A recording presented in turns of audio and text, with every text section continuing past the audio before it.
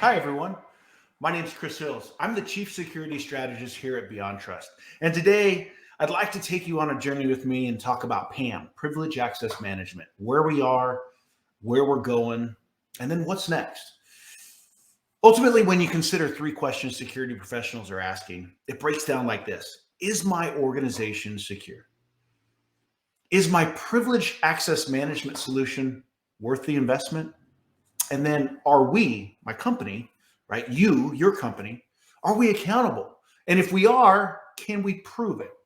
Ultimately, when it comes to asking the question, is my organization secure? Companies are balancing three things: risk appetite, risk tolerance, and risk acceptance versus what risks they're actually mitigating.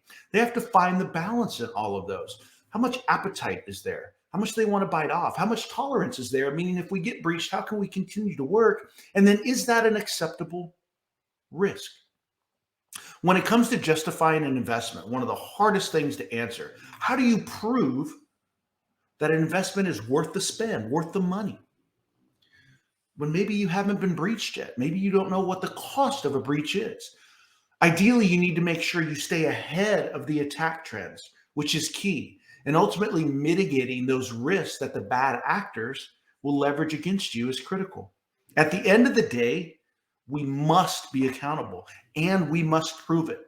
Being able to understand where all of your entitlements are, all of your privileges are, what controls that you have in place, and what compliance mandates you're following. And then being able to have that audit trail and prove it is just as important as saying you're doing it or you're following it. When it comes to risk mitigation, ultimately you can look at it in two ways. As a company, where are my areas of risk?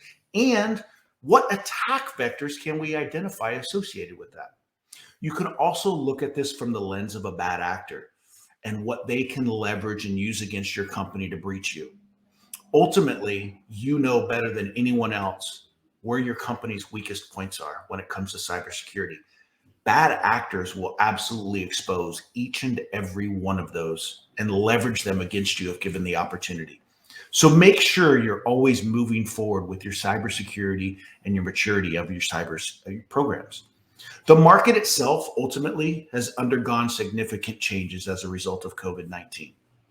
Digital transformation ultimately being one of the largest, followed by remote access and then compliance and audit mandates as requirements. Bad actors have shifted their purpose of attacks from the primary purpose focused around PII and PHI now to ransomware. PII and PHI is now looked at as the cherry on top in a ransomware attack. The targets are now small to medium marketplace, whereas 81% of the attacks are targeted towards companies with 1,000 employees and less.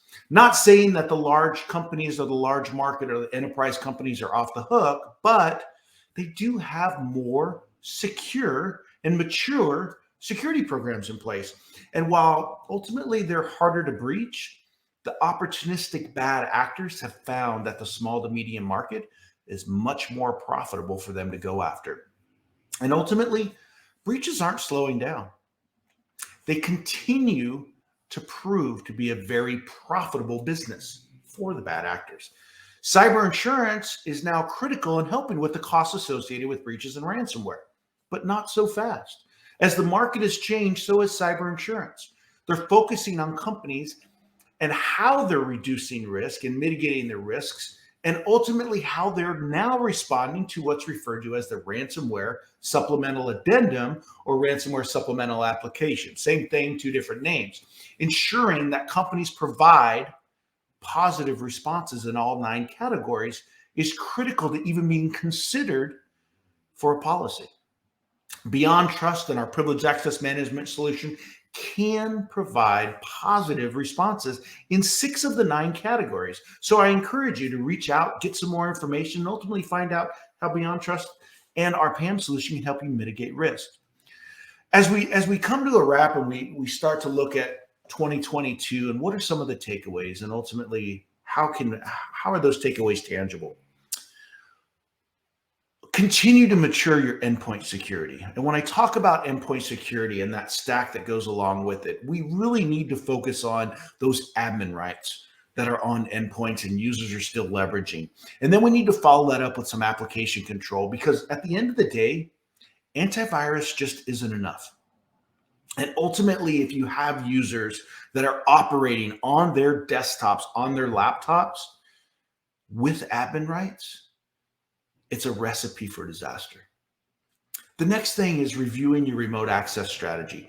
Remote access is still one of the largest, if not the largest, attack vectors, since we have more people than ever working remotely. Simply handing out a VPN client can prove to be a very risk and costly endeavor. Ultimately, we can't trust third-party vendors, and in some cases, even our own employees, by giving them a VPN client. Maybe they're not on a corporate asset. We can't control what applications are installed, what exploits or vulnerabilities.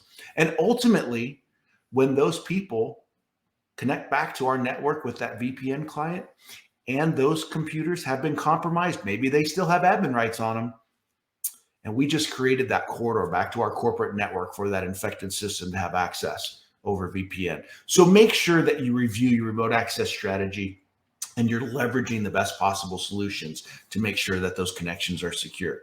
The next piece is the privilege account discovery, right? And privilege management is more critical than ever. Not only being able to discover, but also being able to identify where those privileged accounts are, and then make that decision to bring them in under management. Ensuring only those who need access to them is critical. But if you don't know about the accounts, then you don't know what to protect. And ultimately, knowing is 99% of the battle. If you don't know about the accounts, how can you protect them? And it's not the accounts that you know about that pose the greatest risk to your organization. It's the ones that you don't know about. So having an automated way to discover them and then bring them in under management, such as, a password safe solution, is critical. The next piece is removing embedded credentials, scripts, applications, cron jobs, scheduled tasks. If you have credentials in any of these places, the bad actors will absolutely find them and leverage them against you. We need to focus on getting those clear text passwords moved and into an API call back to a vault, a password safe solution. Ultimately, if I'm a bad actor and I'm going to breach an organization, and I know organizations have clear text passwords and scripts, cron jobs, those are one of the things I'm going to go after. And in the anatomy of an attack, and if you go and look at the cyber kill chain, those accounts have privileges. They have privileges on the system, and I'm going to leverage them as a bad actor and use them against you to find more privilege. So make sure that we're focusing on removing those embedded credentials. Lastly, make sure someone is reviewing the data. When we talk about checking the box, we're sending all of our syslogs, we're sending everything to SIM. One of the most critical ways to detect bad behavior is to find that by reviewing what's going on in the logs. Don't just check that box and say, hey, we're going to send it off and we're going to let somebody else do it, because guess what? They're not. So make sure when you check that box, you have somebody looking at the data. That data will give you the first indicator of the bad behavior anomalies in your environment. I hope you have a great session. Hope you have a great day. Thanks for listening, and be safe.